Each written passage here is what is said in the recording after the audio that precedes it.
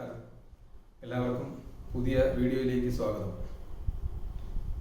കഴിഞ്ഞ ദിവസം ഇന്ത്യയിലെ പല സംസ്ഥാനങ്ങളിലായി നടന്ന ഉപതെരഞ്ഞെടുപ്പുകളിൽ കേന്ദ്രത്തിലെ ഭരണകക്ഷിയായ BJPക്ക് അല്ലെങ്കിൽ ദേശീയ ജനാധിപത്യ സഖ്യത്തിന് വളരെ കനത്ത തിരിച്ചടി നേരിടേണ്ടി വന്നു.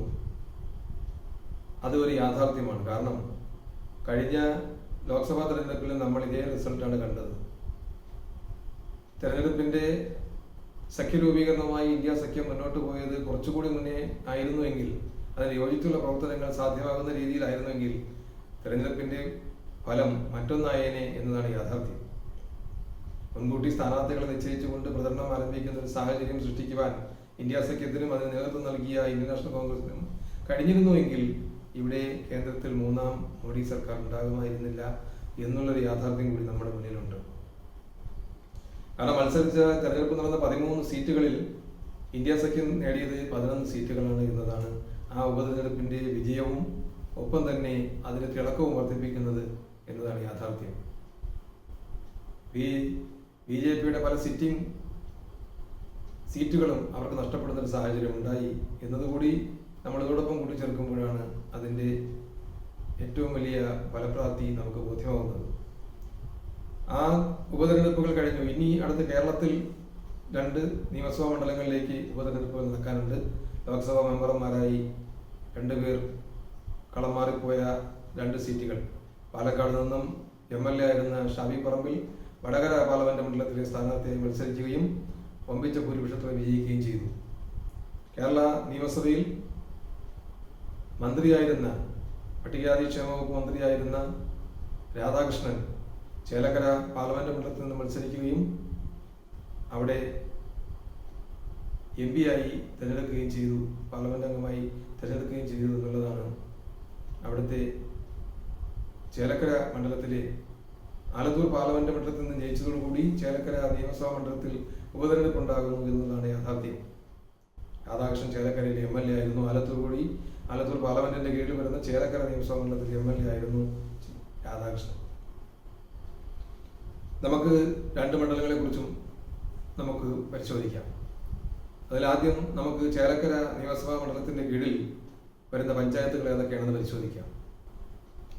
ചേലക്കര അസംബ്ലി നിയോജകമണ്ഡലത്തിന്റെ കീഴിൽ വരുന്ന പഞ്ചായത്തുകൾ ചേലക്കര, ദേശമംഗലം, കൊണ്ടാഴി, മുല്ലൂർക്കര, പാഞ്ഞാൾ, പഴയന്നൂർ, തിരുവില്ലോമല, വള്ളത്തോൾ നഗർ, വരവൂർ എന്നിവയാണ് ചേലക്കര നിയമസഭാ മണ്ഡലത്തിന് കീഴിൽ വരുന്ന പഞ്ചായത്ത് പ്രദേശങ്ങൾ. ഇവിടെ 2021 നടന്ന തെരഞ്ഞെടുപ്പിൽ CPMന്റെ സ്ഥാനാർത്ഥിയായി മത്സരിച്ച് ജയിച്ച രാധാകൃഷ്ണൻ 54.41% വോട്ടുകൾ കരസ്ഥമാക്കിയിരുന്നു. അത് കഴിഞ്ഞ തെരഞ്ഞെടുപ്പിൽ അദ്ദേഹത്തിന് കിട്ടിയതിനേക്കാൾ 9.6% വോട്ട് കൂടുതലാണ് അദ്ദേഹം നേടിയത്. കോൺഗ്രസ് സ്ഥാനാർത്ഥിക്ക് കിട്ടിയത് 28.71% വോട്ട്.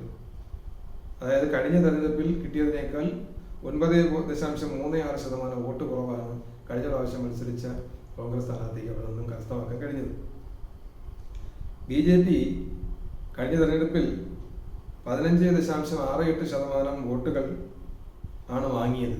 അത് മുൻ തെരഞ്ഞെടുപ്പിൽ 2014 തെരഞ്ഞെടുപ്പിനേക്കാൾ 0.09% വോട്ട് കുറവായിരുന്നു. K. രാധാകൃഷ്ണന്റെ വിജയം 25.7% വോട്ടുകളായിരുന്നു അദ്ദേഹത്തിന്റെ വിജയ ശതമാനം. അപ്പോൾ കഴിഞ്ഞ 2021 നിയമസഭാ തെരഞ്ഞെടുപ്പിൽ രാധാകൃഷ്ണനുണ്ടായ വിജയം അത് വളരെ ഉജ്ജ്വലമായൊരു വിജയമായിരുന്നു. ആ വിജയം നിലനിർത്താൻ ഇടതുപക്ഷ ജനാധിപത്യ മുന്നണിക്ക് ഈ ഉപതെരഞ്ഞെടുപ്പിൽ കഴിയുമോ, അതോ അവിടെ അട്ടിമറി സംഭവിക്കുമോ, അവിടെ UDFന്റെ സ്ഥാനാർത്ഥിയോ BJPയുടെ സ്ഥാനാർത്ഥിയോ വിജയിക്കുമോ എന്നുള്ളതാണ് ഇനി നടക്കാനിരിക്കുന്ന നിയമസഭാ ഉപതെരഞ്ഞെടുപ്പിനെ സംബന്ധിച്ചിടത്തോളം നമുക്ക് അറിയേണ്ടത്. അവിടെ ആകെ പോൾ ചെയ്ത വോട്ടുകൾ 2021 1,53,315 വോട്ടുകളായിരുന്നു പോൾ ചെയ്തിരുന്നത്. ഇനി വരാൻ പോകുന്ന തെരഞ്ഞെടുപ്പിനെ സംബന്ധിച്ചിടത്തോളം ചേലക്കര നിയമസഭാ മണ്ഡലത്തിൽ കഴിഞ്ഞ തെരഞ്ഞെടുപ്പിൽ 53% വോട്ടുകൾ കരസ്ഥമാക്കിയ രാധാകൃഷ്ണന്റെ പാത പിന്തുടരുവാൻ ഈ ഉപതെരഞ്ഞെടുപ്പിൽ വരുമ്പോൾ മത്സരിക്കുന്ന ഇടതുപക്ഷ സ്ഥാനാർത്ഥിക്ക് കഴിയുമോ? അതോ ആ സ്ഥാനാർത്ഥി അട്ടിമറിച്ചുകൊണ്ട് UDFന്റെ സ്ഥാനാർത്ഥിക്കോ BJPയുടെ സ്ഥാനാർത്ഥിക്കോ അവിടെ വിജയം ഉറപ്പിക്കുവാൻ കഴിയുമോ എന്നുള്ളതാണ് നമ്മൾ കാത്തിരുന്ന് കാണാൻ പോകുന്നത്. അടുത്തത് പാലക്കാട് നിയമസഭാ മണ്ഡലമാണ്.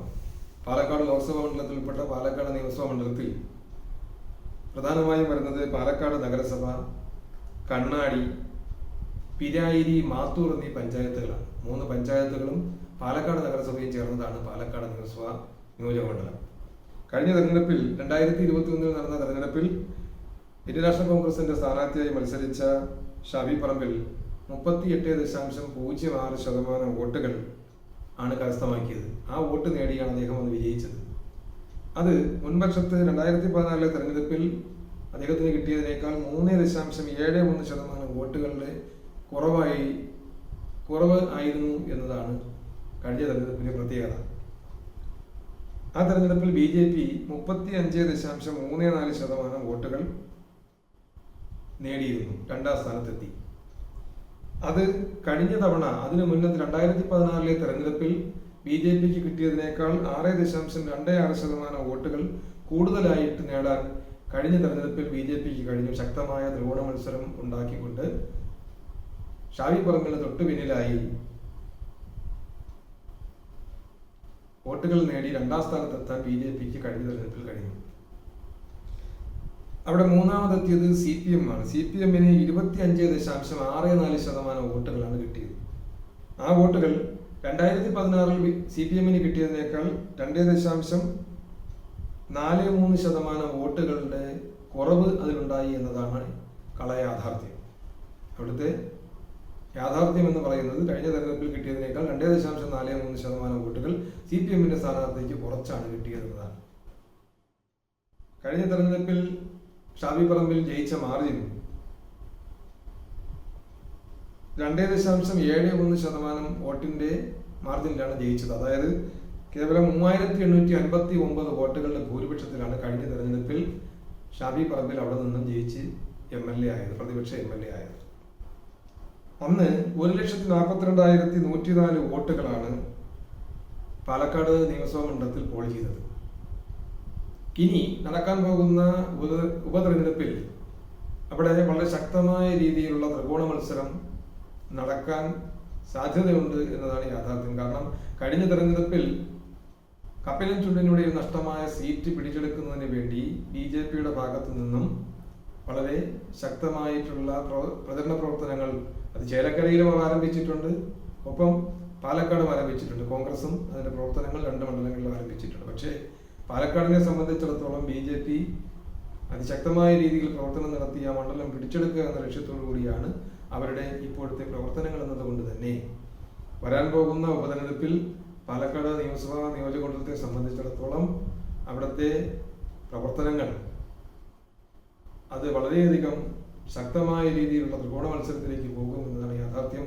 കോൺഗ്രസ് ആ തെരഞ്ഞെടുപ്പ് വരുമ്പോൾ ഉപതെരഞ്ഞെടുപ്പിൽ ഈ സീറ്റ് നിലനിർത്തുമോ അതോ BJP അട്ടിമറിക്കുമോ CPM അട്ടിമറിക്കുമോ എന്നുള്ളതാണ്. കാരണം ഷാഫി പറമ്പിനെ പോലുള്ള ഒരു ശക്തനായിട്ടുള്ള ഒരു പ്രാദേശിക അടുത്തതയുള്ള ജനസ്വാധീനമുള്ള സ്ഥാനാർത്ഥി MLA ആയിരുന്ന മണ്ഡലത്തിൽ ഒരു ഉപതെരഞ്ഞെടുപ്പ് ഉണ്ടാകുമ്പോൾ അദ്ദേഹത്തോടൊപ്പം കിടപിടിക്കുന്ന ഒരു സ്ഥാനാർത്ഥിയെ നിർത്താൻ UDFനും ഒപ്പം തന്നെ CPMനും കഴിഞ്ഞാൽ, അല്ലെങ്കിൽ അതുപോലെ സ്ഥാനാർത്ഥി നിർത്താൻ BJPക്ക് കഴിഞ്ഞാൽ അവിടെ അങ്ങനെ ഒരു സ്ഥാനാർത്ഥിക്ക് വിജയമുണ്ടാകും എന്നതാണ് പാലക്കാടിനെ സംബന്ധിച്ചിടത്തോളം ഇപ്പോഴത്തെ ചിത്രം. അപ്പോൾ സ്വാഭാവികമായും 2 മണ്ഡലങ്ങളിലും ഉപതെരഞ്ഞെടുപ്പുകൾ ഉടനടി തന്നെ വരാൻ സാധ്യതയുണ്ട് എന്നുള്ളൊരു യാഥാർത്ഥ്യം കൂടി നമ്മുടെ മുന്നിലുണ്ട്.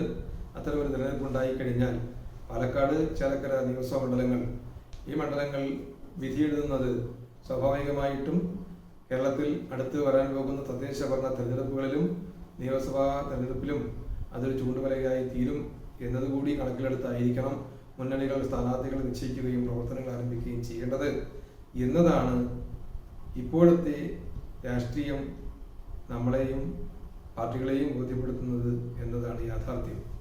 അതിനുവേണ്ടി അവർ പരിശ്രമിക്കുമെന്ന് നമുക്ക് കരുതാം.